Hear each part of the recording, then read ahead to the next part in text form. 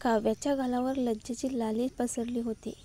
मला एखादी खऱ्या अर्थाने उपयोगी सल्ला देऊ शकतोस का? ती म्हणाली. दिव्या हसून म्हणाली, तू अजूनही बाळंतपणाच्या काळात आहेस ना, म्हणून सावरायला वेळ लागणारच.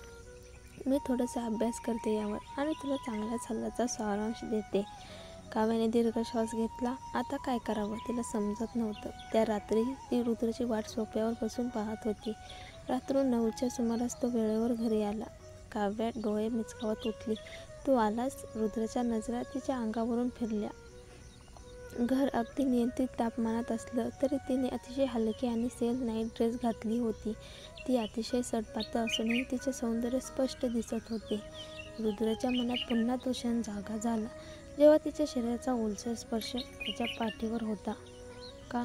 कारण तिने नुकतंच बाळंतपण पार पाडलंय. एक विचित्र भावना त्याच्या मनात निर्माण झाली आणि तो कपाळावर आठी घालत तिच्याजवळ गेला. तू रोज इतकी उशिरापर्यंत काम करतेस, थकत नाहीस का? काव्याने विचारलं. मी हल्ली एक पाय भिजवण्याचा उपाय शिकले आहे. आयुर्वेदिक औषध टाकून पाण्यात पाय ठेवले की झोप चांगली लागते. तूही करून बघशील? रुद्रने नजर वळवली.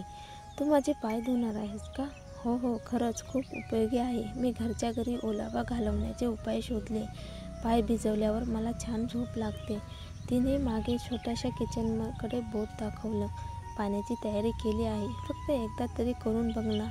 मी तुला काहीही करायला मनाई केली होती. हे फारसं काही नाही. एकदाच करून बघ. त्यानंतर मी माझ्या खोलीत जाईन.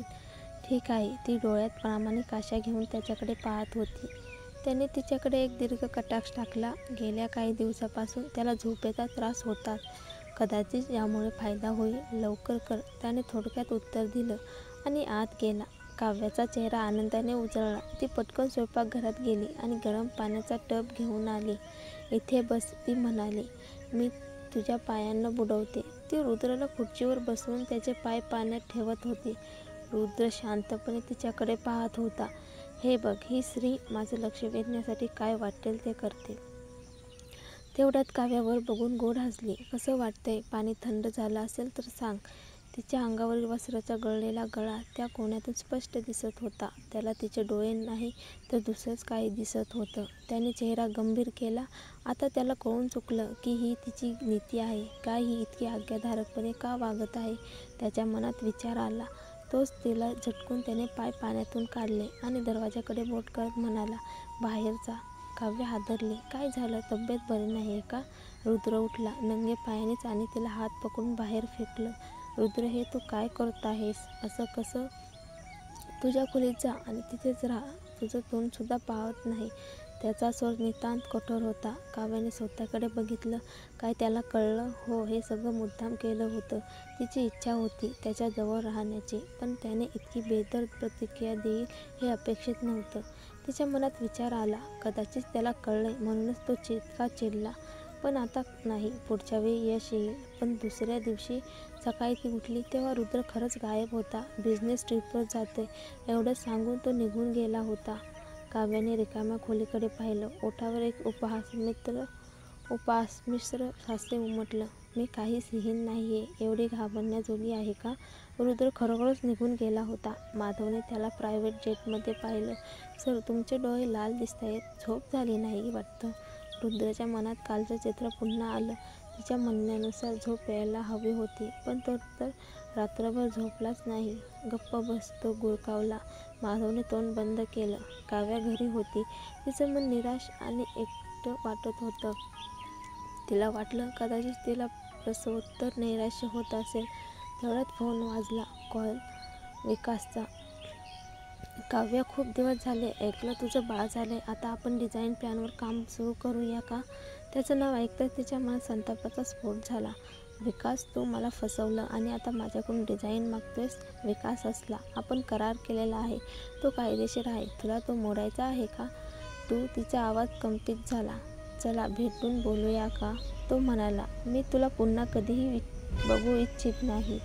ब्रीच ऑफ कॉन्ट्रॅक्टसाठी 50 लाख द्यायची तयारी आहे का? मग मी दुसऱ्या डिझायनरला काम देतो. काव्य शून्य झाले. 50 लाख तिला स्वतःचाच राग आला. रुद्रच्या मोहजालात अडकली आणि आता हे भोगते. मी तयार झाले. हे भोगणं भागच होतं. काव्या ठराविक ठिकाणी पोहोचली. ती यावेळेस गडद रंगाचे कपडे घालून आली होती. समोर विकास चालत येताना दिसला. तुला मी फेकून दिलं. आता काय हवंय? का अजूनही माझ्याकडून डिझाईन हवंय? ती संतापली. हे काम दुसऱ्या कुणालाच जमत नाही. केवळ तुलाच जमेल. आपण आता दोघांवर अन्याय केला आहे. उगाच सूट घेऊन आपलं आयुष्य बरबाद का करावं? त्याने नरमपणे सांगितलं. काव्याने पुढ्यातील पाण्याचा ग्लास उचलला आणि त्याच्या चेहऱ्यावर फेकला.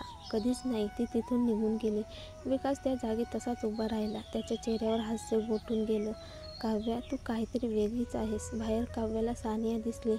काव्या, तू कमालच आहेस. रुद्रशी चिटकून राहतेस आणि आता विकासलाही भेटतेस. काव्या डोळे भरून सानियाकडे पाहत म्हणाली. तू लोकांचं आयुष्य रोज फॉलो करतेस का? कुठली गेले तरी तुझा चेहरा समोर येतो. सानीने थंड आणि धारदार आवाज उत्तर दिलं. तुझ्यावर लक्ष ठेवणं आवश्यक आहे काव्या, कारण तू इतरांचं आयुष्य उद्ध्वस्त करतेस. रुद्रसारखा मुलगा तुला लाभला आणि तरीही तू त्याचा विश्वासघात केलास.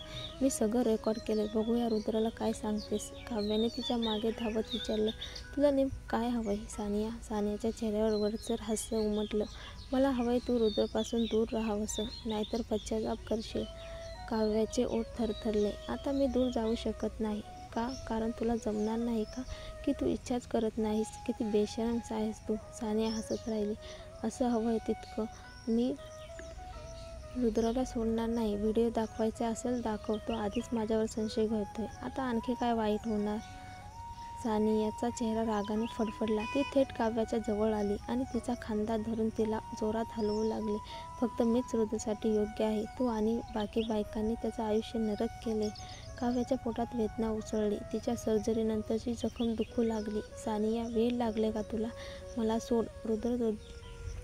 तू रुद्रपासून दूर गेलीस तरच मी सोडेन. काव्याने तिला दूर ढकलण्याचा प्रयत्न केला, पण ती खूपच अशक्त झाली होती. ती थेट खाली कोसळली. सानियाने तिची ओढताण सुरूच ठेवली आणि मग अचानक काव्याला पोटात असह्य वेदना झाली आणि तिच्या कपड्यावरून रक्त वाहू लागलं. सानिया हादरली, पण चेहऱ्यावर एक अजब थंडपणा उतरला. काय नाटक करतेस?